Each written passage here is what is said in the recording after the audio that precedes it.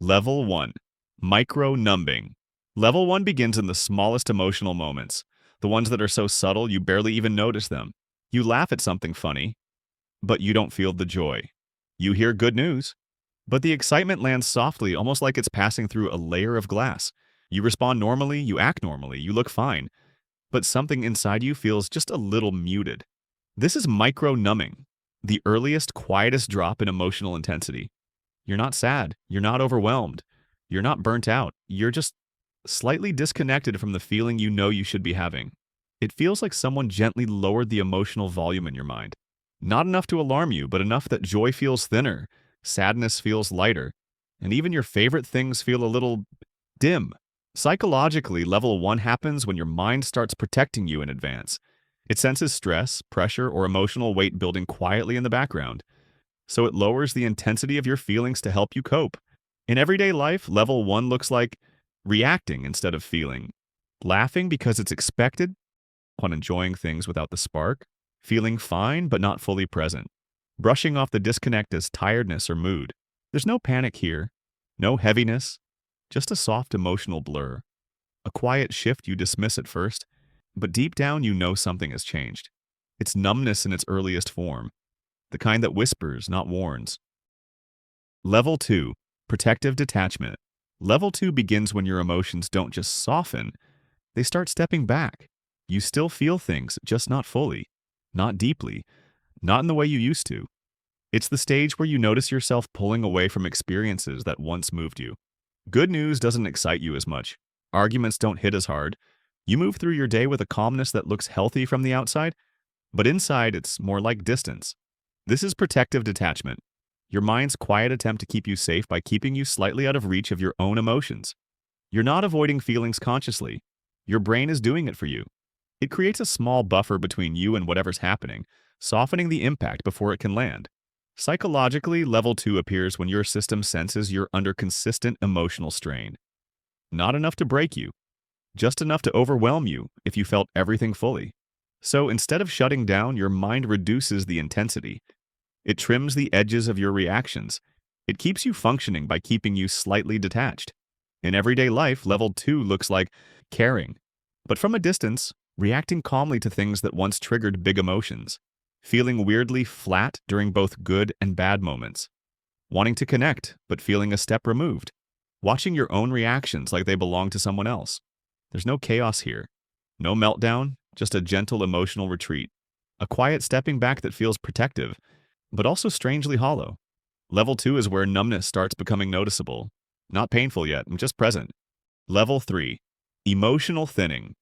Level 3 is where emotional numbness stops being subtle and starts becoming obvious. You still feel things, but everything feels lighter than it should. Joy doesn't lift you the way it used to. Sadness doesn't sink as deeply.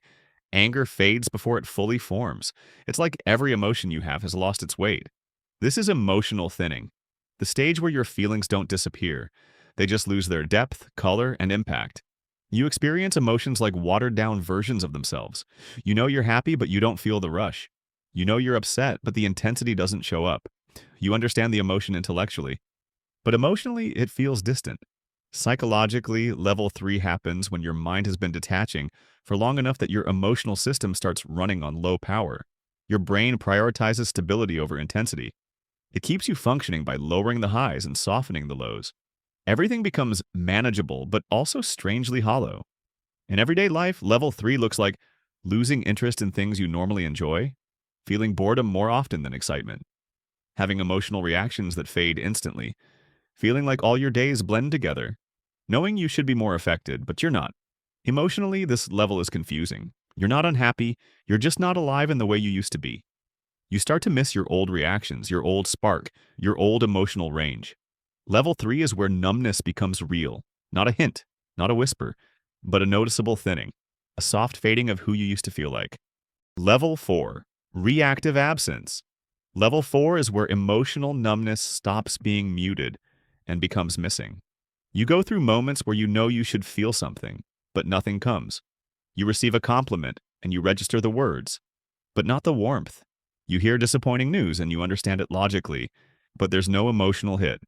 You watch a sad scene, a funny moment, a meaningful conversation, and your mind reacts but your heart stays still.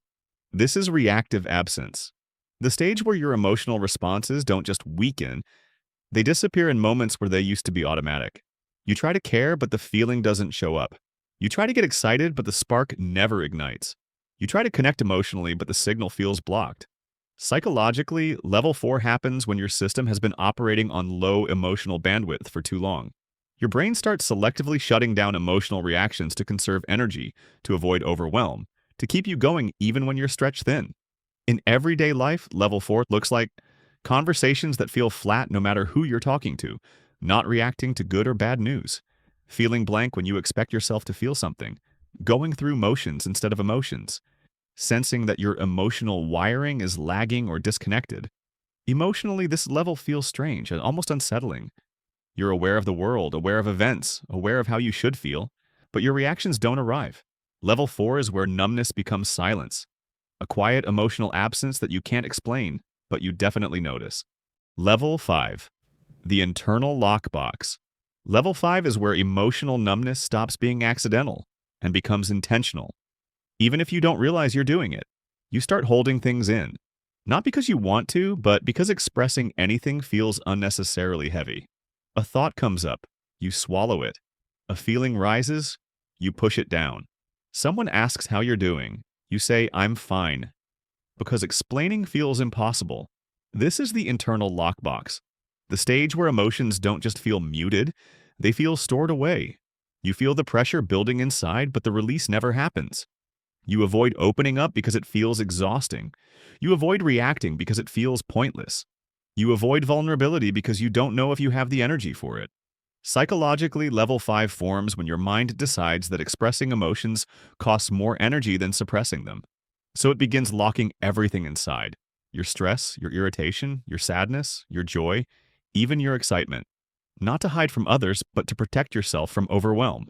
In everyday life, level 5 looks like saying it's whatever instead of dealing with things. Shutting down during emotional conversations. Zoning out when feelings get too strong. Avoiding topics that might make you feel anything. Bottling up emotions until you go numb. Emotionally, this level is heavy. You feel full but empty, tense but detached, aware but silent. You're not exploding. You're not breaking down. You're just holding everything in and feeling less because of it. Level 5 is where numbness becomes self-contained. A quiet emotional storage room you keep locked because opening it feels like too much. Level 6. The split self. Level 6 is where emotional numbness becomes more than a feeling. It becomes a divide. You move through the world normally. You talk, work, joke, react. And on the outside, everything looks fine. But inside, you feel strangely distant from the person doing all of it. It's like there are two versions of you, the one who lives your life and the one who watches. This is the split self, the stage where your emotional and functional selves drift apart. You're present but not fully here. You're acting but not fully feeling. You're responding but not fully connected. Conversations feel like scripts. Smiles feel practiced. Moments feel like scenes in a life you're observing rather than experiencing. You do everything you're supposed to, just without the emotional anchor that makes life feel real. Psychologically, level 6 happens when long-term emotional overload pushes your mind into protective mode. It creates distance between you who feels and you who survives, allowing you to function without being overwhelmed by your emotions. It's not dissociation in a clinical sense, but it's a softer, quieter cousin of it. In everyday life, level 6 looks like feeling like you're on autopilot, watching yourself talk, laugh, and interact, struggling to feel genuinely connected to others, hearing your own voice but not feeling the emotion behind it, feeling like life is happening to you, not with you. Emotionally, this level is unsettling. You're not broken.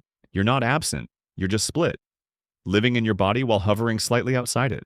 Level 6 is where numbness becomes identity, a quiet disconnect between who you are and who you feel like. Level 7. Full system shutdown. Level 7 isn't dramatic. It isn't loud, chaotic, or explosive. It feels like nothing. A deep, heavy stillness where your emotional system powers down completely. You wake up and know exactly what you should feel, but the feeling doesn't come. You see messages you should respond to, but you stare at them blankly. You know the tasks waiting for you, but your mind refuses to move toward them. This is full system shutdown, the deepest form of emotional numbness, where your brain stops trying to manage emotions and simply turns them off. You're not avoiding feelings, you're not running from them. You can't access them. It's like your emotional wiring has gone offline. Joy doesn't register. Sadness doesn't sting. Stress doesn't activate you. Nothing feels urgent. Nothing feels meaningful. Everything feels equally distant. Psychologically, level 7 happens when your emotional system has been overloaded for too long. Your mind reaches its limit and chooses the only option left: shut down emotional processing to prevent collapse. It's not weakness, it's survival. In everyday life, level 7 looks like lying in bed because moving feels pointless, reading messages without the energy to react, feeling nothing during moments that should move you, withdrawing socially because connection feels impossible, going through days in a fog, feeling far away from your own life, craving emotion but being unable to feel it. Emotionally, this level is the most painful, not because of intensity, but because of the absence of it. You don't feel broken. You don't feel overwhelmed. You don't feel anything. And that emptiness becomes the heaviest feeling of all. Level 7 is where numbness becomes a shutdown, your mind's final attempt to protect you by turning life into quiet, weightless stillness. If you liked the video, watch these as well. And make sure to subscribe so you don't miss the next.